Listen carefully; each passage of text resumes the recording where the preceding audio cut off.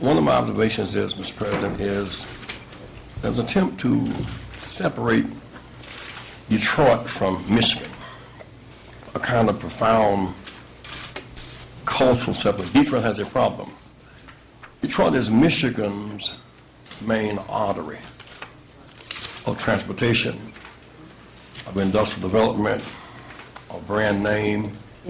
It's its international connection to Canada. It is its waterway. Detroit, if the artery is in trouble, the whole state will have a stroke.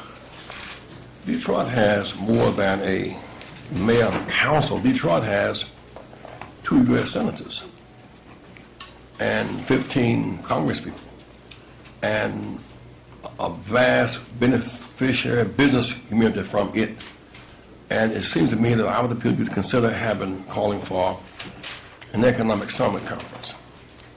All the relevant players are around the table have an interest in it. So when, for example, I was at Reverend Flowers Church one morning, Mount Moriah. Went across the street, and there was a house, with the house. I asked the ministers, what do you see? They said, well, what do you mean? I said, what do you see? They said, we see grown-up weeds. What do you see? They said, we see a house with boards. What do you? I said, what I see is the need for a landscaper. I see the need for replacing boards with window panes. I see the need for painters and glazers. I see about 100 jobs.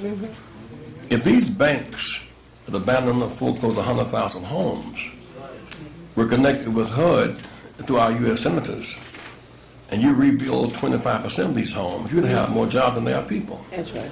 It's not just a city council, mayor, budget tightening answer. That is a bigger deal than that.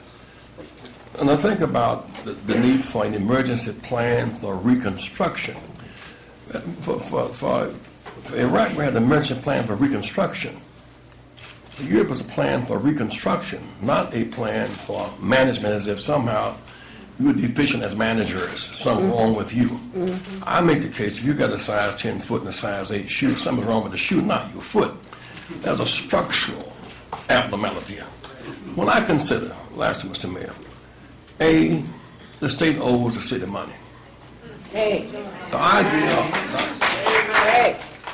idea of a remedy without resources is biscuit without baking powder. It's appetite without food. That does not stand a reason.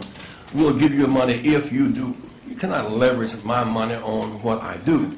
It seems off. The car insurance rate, the highest in America. Some people I talk about, the insurance rate's higher than the note of the car. It's part of a thought-through process. Residents, 12 or 15,000 people who work here, they're nectar from Detroit, so they're probably in the suburbs. They get the choice jobs, but leave nothing behind but jet fumes. It's a piece of thinking this thing through. These banks must be a part of this process because they were part of the crisis. It drives people into credit unworthiness. So you can't use a bank, you have to go to the back door called some form of payday lender. So Detroit, instead of being raped and robbed of its vital resources. Last, I would like to think that if in fact the 2 U.S. senators are at the table, what can they do? Well, they have access to the president. They have access to HUD and every agency of government. If Detroit is in trouble, Michigan is in trouble. And to restructure this economy, we bail out the banks, but not linked to lending or reinvestment. We bailed them out, which we had to do, but it was not linked to lending. No, we didn't give them new management. We gave them new capital. We bailed out the automotive industry. That's right. Its new market was China and not Saginaw, Flint, and Detroit, but we bailed them out. What is it makes Detroit less worthy than these companies? And so my appeal is that we see something big here. And I have an appreciation for your work, but you're in the occupied zone. And the occupied don't have the power to offset the impact of occupation. And that's why this is such a state and national issue. I would argue the case lastly that there is too much violence, too much concentrated wealth just outside the city, too much war and too much poverty. When I look at the killing in Detroit, Well, let me say to you, my friend, that 30,000 Americans are killed each year by gunfire. 100,000 are injured. Detroit is not the capital of that. It is a part of it. Too much violence. We know if it's black or white, it's jail time. It's white on black, it's revolt time. It's black or brown or white on white, it's Miller time. Our whole resolve to stop violence is not be limited to who did the killing. We must stop the killing and have an expectation that we can stop it. We do not make guns in Detroit, nor grow drugs in Detroit.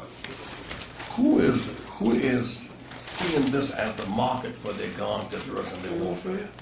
So I say it's a profound appreciation of your work and tough decisions you must make. But in the making of those, HUD is a part of your government. Mm-hmm. 2 senators in Michigan and Washington State looking on how you're going to handle it. They should be at this table. 15 congressmen, not 2, 15 congressmen use Detroit at this table. The corporate beneficiaries of Detroit, where are they at this table? Mm-hmm. Now I say that last, not in a pejorative negative sense, except they, in the most positive sense I can imagine, if you have a table where you have 2 years, what can they do? That's an answer. What can they do? 15 cents, what can they do? Corporate, what can it do? Labor, what can it do? Council, how can you and the mayor help manage what we decide to do?